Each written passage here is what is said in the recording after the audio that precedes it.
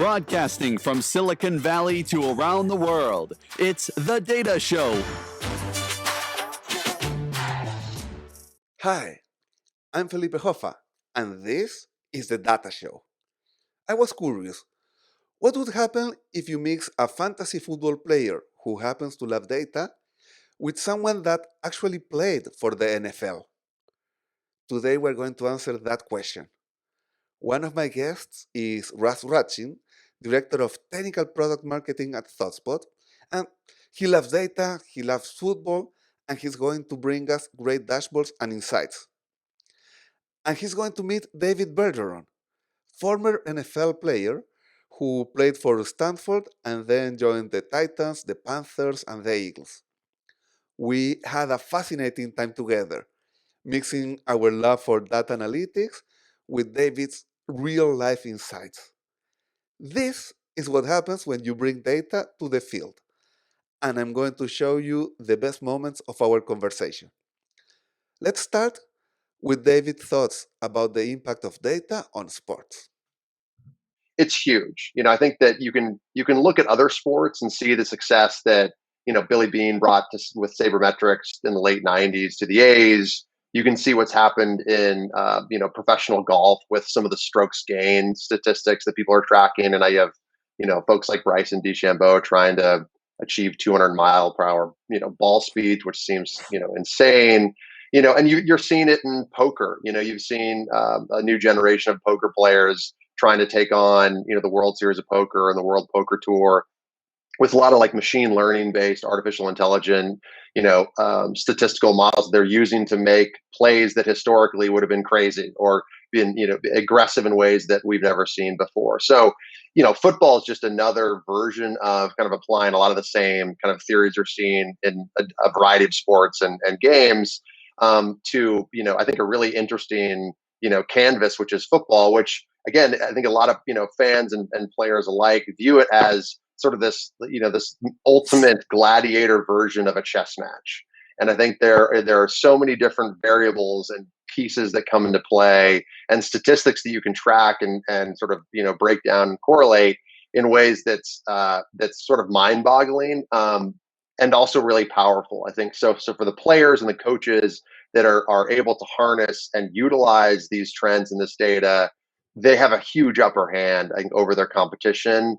And I think that's a theme and a trend that we'll continue to see more of versus less of as more and more data becomes available and people understand how to actually apply it on Saturdays and Sundays. Something that is super interesting there when playing fantasy football is that all of your players, like David, become data.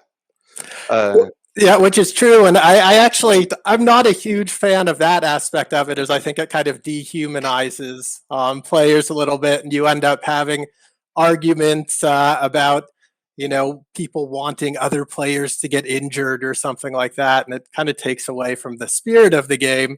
But like I said, I think it also brings a lot of interest and fans into the game as well. So kind of a double-edged sword on that front. How do you see players, David, when you are like, I go to your Wikipedia page and I find out this is your weight, this is how much you press, this is how much you jump?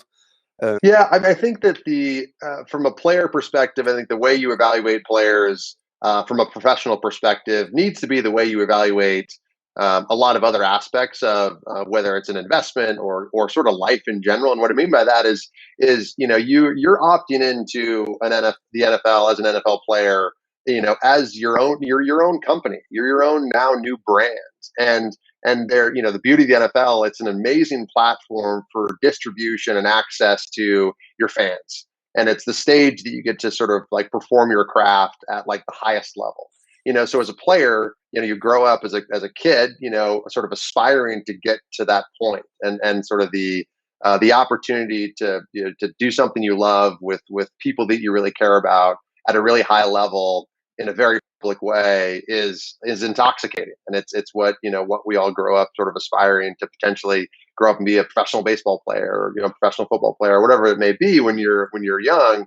So I think it's amazing. But I think there's Russell sort of, I think, alluded to this. There's a double-edged sword of that. It's extremely competitive, and the NFL does a good job, I think, of being really pragmatic about that data. Like, you can't really hide. Like, you're either executing on the tasks at hand, whether that's completing a throw or catching a pass or making a block or making a tackle, or you're not, right? So in some ways, there's some beauty in sort of the clarity and the transparency of performance that I think that I always enjoyed, in football, and I've tried to take to, kind of my business life as well, which is, having that information and that access to sort of the reality, trying to pull any of the politics out of it and make it all about, performance. I think is something that we could all use more of, frankly, in our day-to-day lives, and something that the NFL and football does really well. I think that the players take it really seriously, and every player has a different approach as to how they use and interpret and then sort of implement the data, on the field. But I don't think there's another sport, around that I'm aware of where there's more video and data preparation for each game than football. It's constant. You have coaches that they're at the office till 2 a.m. They go home and sleep for 3 or 4 hours, and they're back at 6 a.m. I mean, it's an insane schedule that these guys keep to try and get an edge, as it pertains to trends and data. Russ has prepared some dashboards for us today. Russ, I'll give it to you now. A tool that we're going to be using today in order to look at this data and do some analysis is ThoughtSpot. I've logged in here to the homepage, and you can see a number of pin boards and answers, as we call them, that have already been created. But let me just go ahead and click on a couple of these. That's kind of fantasy football focused. So you get a lot of the high level kind of post facto data, what happened during the game, and then looking at aggregations of rushing yards, passing yards, receiving yards. David mentioned also a bunch of stuff, regarding formations and the likelihood of a quarterback passing as opposed to handing the ball off, depending on what formation they're in or what down they're in. And that data is all fascinating as well. And would love to have some of that in here. But for purposes of fantasy football, again, we kind of are looking at the forest rather than the trees. So what this data is kind of primarily intended to do is to help people make decisions about, should I play this quarterback or this quarterback this week? Who's likely to get me more points and help me win the game? But here we're looking at wide receivers and tight ends, basically how many yards or touchdowns each of these individuals is piling up per week. So if we look at total receiving yards by game week and player, I can actually zoom into this, and we can see among some of the top receivers and tight ends in the game, how many receiving yards they actually picked up per week. You can see some of these players have injuries and don't play in certain weeks, but if you follow the lines along from the first game of the season through the last, you can really see where some of these players shined, where some of these players maybe had some trouble during the season, and where they excelled. Hopefully they're excelling towards the end of the season, helping their teams win some games and work towards getting in the playoffs. What surprises did you see like this season? One of the highlight stories, I think, of the season is the Buffalo Bills. I can actually go in and say passing yards by game week. And then you'll notice as I start to type in a name here, Josh Allen, it autofills it for me. It's actually indexed this data. And we can go ahead and see how many passing yards per week Josh Allen had. Now, Josh Allen's a big story this year because he didn't necessarily struggle in his first couple of years, but people were hoping that he would make the leap this season, and he certainly did. And he's been putting together some great games. He got a great new receiver this year as well, Stephon Diggs. But they've been exciting to watch. I think a lot of people are rooting for them as we head into the final turn here. And I think there's an aspect of this too, Russ, that's interesting, which is kind of the inverse of receiving data would be sort of the effectiveness of the defense or the corner they're playing against too. So I think, again, for folks out there that are trying to be considerate of like which receivers may be effective week over week, I think, obviously the historical data around just, how many targets a receiver is getting and, their effectiveness around catching and yards after catch, all those things are going to be important. That being said, if they're playing against, all pro corner who's going to be, on them that week, I think that can have a really big impact into, the overall sort of success and effectiveness of these receivers week over week. And, that's the type of thing that you could sort of use, the ThoughtSpot sort of search and dashboard to help map to, which is, I know the trend of this, and now how can I go cross-reference that and take a look at the opponent this week for that person? Do they have some star corners or safeties? That that could be a more complete picture to making some of your kind of strategy decisions around who you play or sit week over week.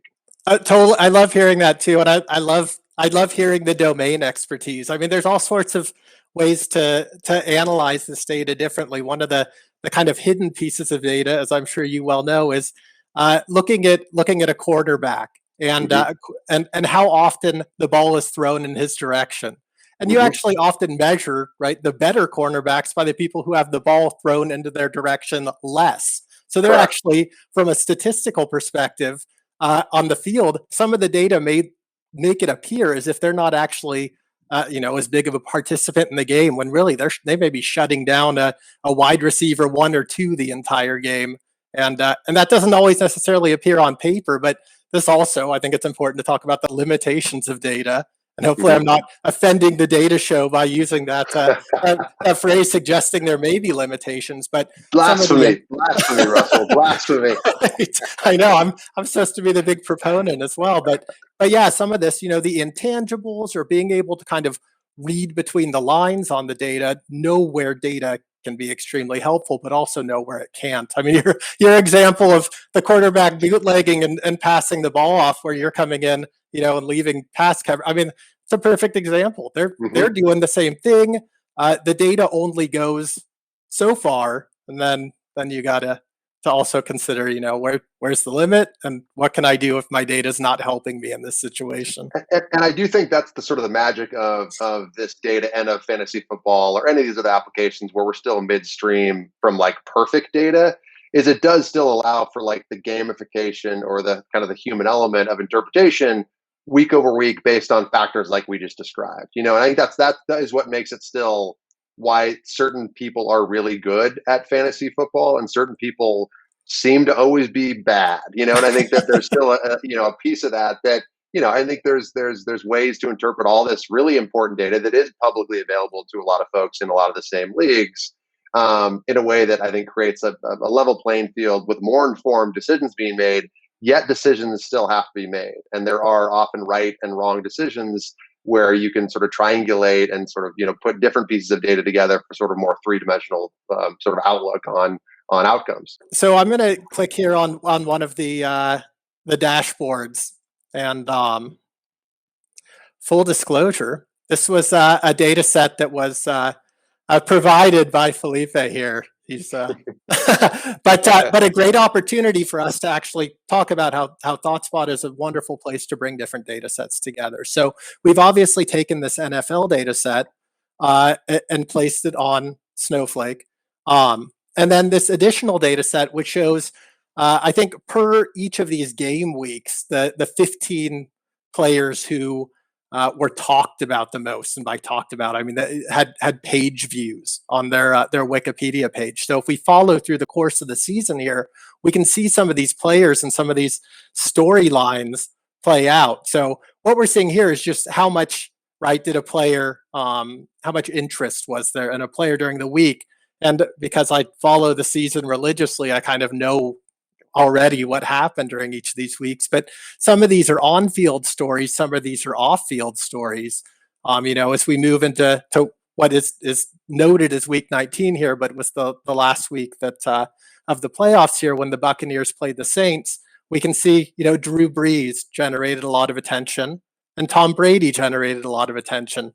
These two superheroes of football who played against each other in this big game, and Tom Brady ended up coming out on top. But it's no surprise that there was so much chatter about each of them, and probably also about the fact of their age, and that they're a little bit older than the rest. I actually have total passing yards by age and player as well over the course of the season. I think football is a game that is impacted both by your momentum and in-game performance. So again, the traditional statistics that we were looking at before around, your receiving yards or throwing yards or rushing yards, things like that. Obviously, that helps build confidence and momentum around performance. It also, I think correlates to, success breeds success. So if I rush for 100 yards 5 weeks in a row, like coaches probably can give me the rock again the next week. Like if you do that, you'll be worked heavier into the game plan than not. So that's one component. The second is, to your point, the off the field stuff, and I do think that it would be interesting to think about the headlines you read or stories you hear about around.